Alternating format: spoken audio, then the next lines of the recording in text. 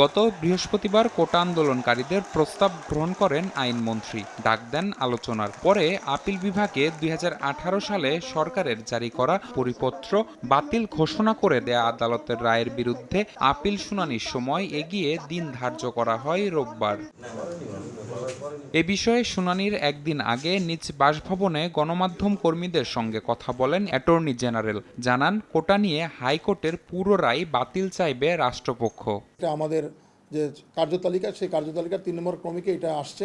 আমরা তো আশা করছি যে আমরা তো যে আপনাদেরকে বলছি যে আমাদের মূল ইয়ে হচ্ছে যে জাজমেন্টটা বিরুদ্ধে আমরা বলবো যে এই যে কোটাপত্র বাতিল করে যে সরকার যে সার্কুলারটা দিয়েছিল, সেই সার্কুলারটা বাতিল করার হাইকোর্টের রায়টা সঠিক হয়নি, সেটাই আমরা কোর্টের কাছে আবেদন করব।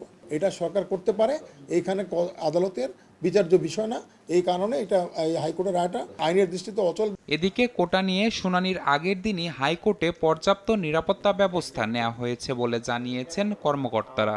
আগামীকাল শুনানি ঘিরে আজকেও পর্যাপ্ত নিরাপত্তা ব্যবস্থা নেওয়া হয়েছে, আগামীকালও নেওয়া হবে।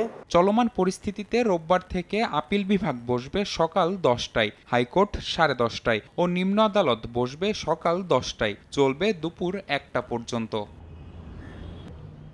নিবিড় সাহা, সময় সংবাদ, ঢাকা।